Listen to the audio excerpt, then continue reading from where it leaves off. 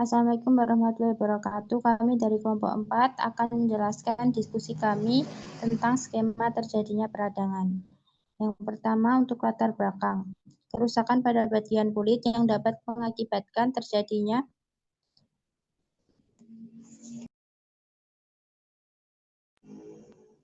kerusakan jaringan dan disebabkan karena rusaknya substansi jaringan adalah luka. Luka adalah suatu kerusakan pada jaringan yang seiring waktu berjalan akan sembuh. Meskipun memakan waktu yang cukup lama, biasanya mencapai 8 hingga 12 minggu untuk kembali seperti semula.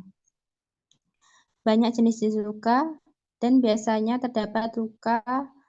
Setiap luka memiliki cara penanganan yang berbeda, namun setiap luka harus cepat ditangani agar tidak terjadi infeksi pada luka dan luka cepat pulih kembali.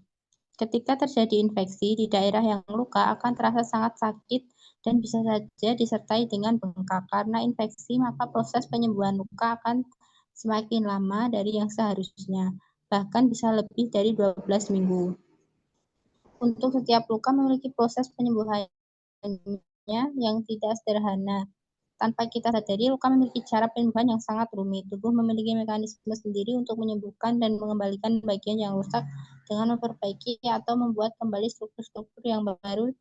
Dalam proses penyembuhan luka terdapat faktor yang mempengaruhi bagaimana proses waktu luka itu sembuh. Faktor tersebut meliputi faktor endogen, umur, nutrisi, imunologi, pemakaian obat-obatan, dan kondisi metabolik.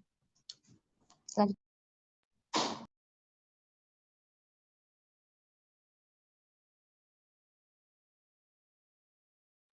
Berikutnya, adapun tujuan dari debatnya makalah kami adalah 1. Untuk mengetahui mekanisme peradangan. 2. Mengetahui bagaimana tahapan peradangan itu terjadi. 3. Mengetahui bagaimana proses peradangan. 4. Mengetahui apa yang terjadi selama peradangan. Dan kelima, menjelaskan proses peradangan dalam tubuh manusia.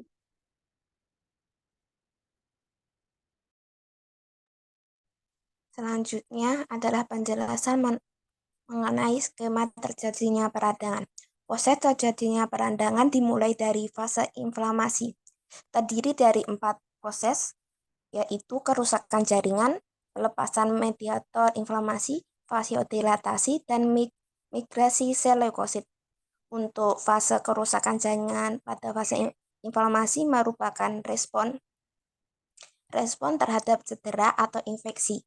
Pada fase ini, zat-zat kimia dilepaskan untuk melawan agen penyebab cedera atau infeksi dan memulai proses penyembuhan. Faktor seperti trauma fisik, infeksi, reaksi alergi, atau kondisi autoimun dapat menyebabkan kerusakan jaringan. Proses inflamasi dapat mengakibatkan pembekakan, kemerahan, nyeri, dan peningkatan suhu di area yang terkena. Selanjutnya, nomor 2 dilanjutkan oleh Sidri. Baik, untuk fase inflamasi yang selanjutnya yaitu pelepasan mediator inflamasi. Sel-sel darah putih dan jaringan yang terlibat dalam peradangan melepaskan mediator inflamasi seperti histamin, prostaglandin, dan sitokin. Mediator ini berperan dalam meningkatkan respon peradangan dengan cara meningkatkan permeabilitas kapiler dan reaksi inflamasi lainnya.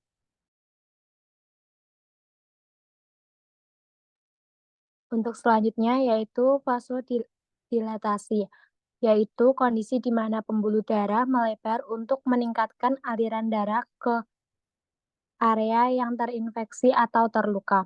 Proses ini diikuti dengan pengantaran oleh steroid setelah 10 hingga 15 menit, yang menyebabkan area luka terlihat merah dan hangat. Sel-sel darah putih seperti neutrofil kemudian berpindah ke area peradangan melalui aliran darah untuk melawan patogen. Selanjutnya, leukosit bergerak ke jaringan yang luka melalui proses aktif yang disebut diapdesis. Proses ini dimulai dengan leukosit menempel pada sel endotel yang melapisi kapiler dan dipengaruhi oleh selektin.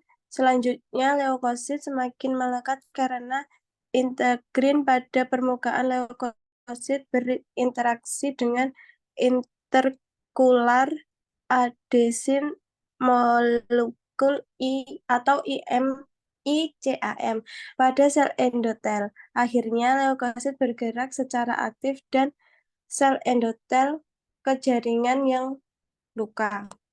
Selanjutnya, Baik, untuk selanjutnya yaitu fase proliferasi.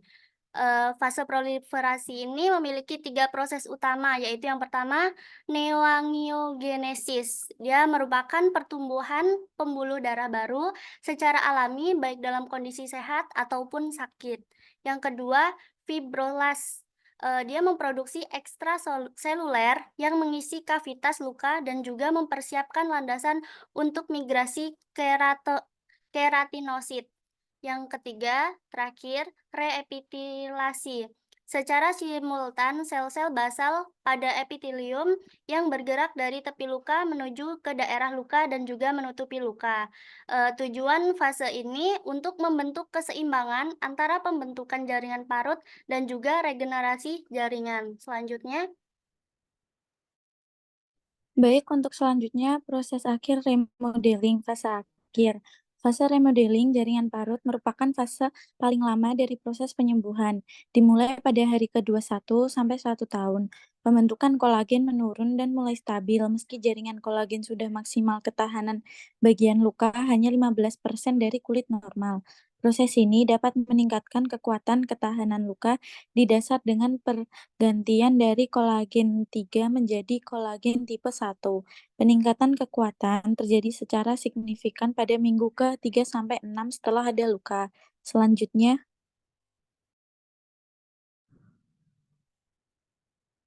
Berikut adalah kesimpulan.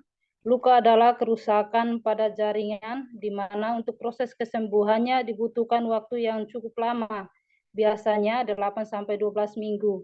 Untuk menghindari terjadinya infeksi pada luka, maka diperlukan penanganan yang cepat agar luka tersebut dapat sembuh dengan cepat. Ada beberapa faktor endogen dalam proses penyembuhan luka seperti umur, nutrisi, imunologi, pemakaian obat-obatan, dan kondisi metabolik. Penyembuhan luka juga dibagi menjadi 3 tahap.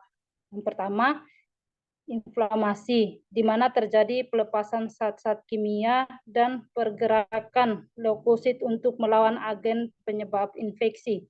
2, tahap proliferasi, melibatkan pertumbuhan pembuluh darah baru. 3, tahap remodeling, ini melibatkan pembentukan jaringan parut dan penggantian kolagen.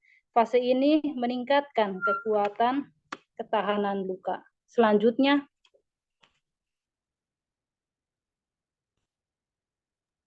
baik, selanjutnya adalah saran. Yang pertama adalah penting bagi para praktisi kesehatan untuk memiliki pemahaman yang mendalam tentang skema terjadinya peradangan pada luka. Yang kedua, dengan memahami tahapan-tahapan penyembuhan luka, praktisi kesehatan dapat memilih terapi yang tepat. Yang ketiga, memberikan edukasi pada pasien mengenai proses penyembuhan luka dan pentingnya peran mereka dalam mempercepat proses tersebut. Yang keempat, dibutuhkan penelitian lanjutan untuk terus mengembangkan pemahaman tentang proses penyembuhan luka. Sekian presentasi dari kelompok kami ucapkan terima kasih. Wassalamualaikum warahmatullahi wabarakatuh.